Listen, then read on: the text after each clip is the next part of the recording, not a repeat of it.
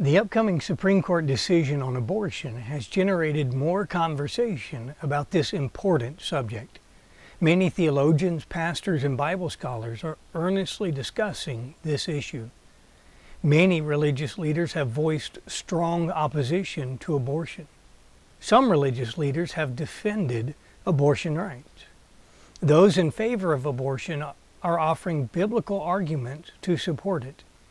And in my opinion, the most significant of those arguments is that the law of Moses did not treat the death of the unborn as severely as it did the death of a person. I am Dave Chambers, the pastor of Manistique Bible Church. The issue of abortion is of supreme importance. Americans need to be careful to evaluate the abortion discussion to make sure the information they are getting is accurate and that they are rightly understanding the real issues. When talking about the fate of an unborn child, we especially need to be careful to make proper moral evaluations about the personhood of that baby. We need to make sure we know what God has said about the unborn. Those offering a biblical argument for abortion do so based on Exodus 21. Exodus 21 speaks of a situation in which two men fight, and in the course of the fight, one of them accidentally strikes a pregnant woman, causing her to deliver her child. Here's where the argument for abortion comes in. Some Bible teachers and certain Jewish traditions understand this passage as saying that if a man accidentally hurts a woman so that she miscarries, but no harm comes to her, then the man will pay a fine. If the woman is injured, then the man will be punished in accord with Jewish law, suffering a penalty equal to the severity of the injury done to her. So if this is the correct interpretation, that if there's only a fine for a miscarriage, then Exodus 21 does not treat the unborn child as a full person. However, the major English translations of the Bible and many Bible teachers understand Exodus 21:22 to be talking about premature labor, not miscarriage. According to this interpretation, if a woman is struck and she gives birth prematurely, but no harm comes to the baby, then the man is fined.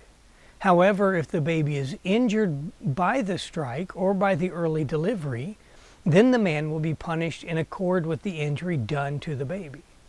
If this interpretation is correct, then the unborn baby is treated in the Bible exactly the same as a full-grown adult. The King James Version of the Bible gives the most literal translation of the Hebrew words in question. Exodus 21:22 says, "If men strive and hurt a woman with child so that her fruit depart from her." And that phrase, fruit depart from her, is pretty much exactly what the Hebrew says. If her fruit comes out, then the following things are to be done. This is not talking about miscarriage. Miscarriage is death, but this passage does not say if the fruit dies. The Hebrew language could have easily expressed the death of the unborn, but it didn't. It expressed the coming out of the unborn. Long before the abortion debate, a well-respected Hebrew scholar said in 1857 that this passage cannot be about injury to the mother. It must be about premature labor and any injury done to the child in the process. Instead of Exodus 21 diminishing the value of an unborn child, it elevates it. If an accident causes an early delivery, the man causing the accident, the man injuring the woman, must pay a fine, presumably because of the risk to the mother and the baby. If the baby was harmed in the process, then the man was to suffer a punishment equal to the harm he caused. The famous phrase, eye for eye, tooth for tooth, is used in Exodus 21 to describe the nature of the punishment that was to be exacted on the man who harmed an unborn child.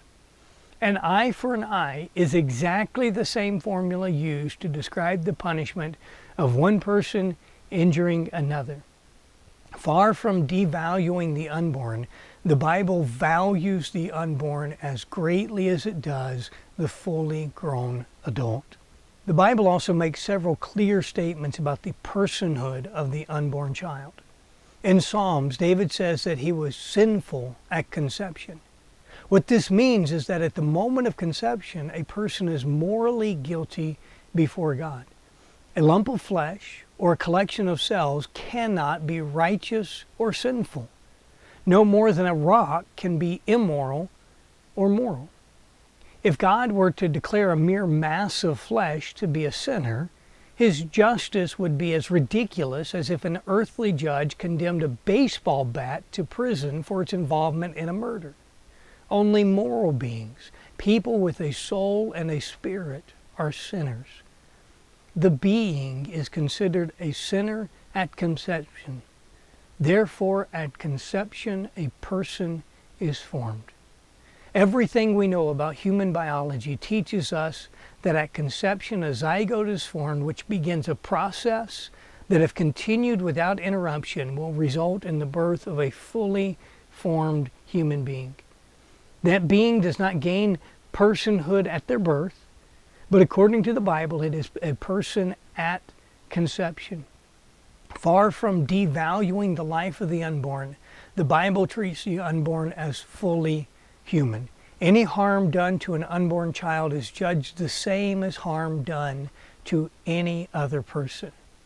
Despite the political tension surrounding this issue, the Bible is quite clear. All unborn babies are people. Their personhood is given to them by God, not by the desire of the mother or their passage through the birth canal. And God places high value on all innocent life, including that of the unborn child. If you have additional questions, you can find answers at everlastingtruths.com and follow us on Facebook for more biblical answers to your questions.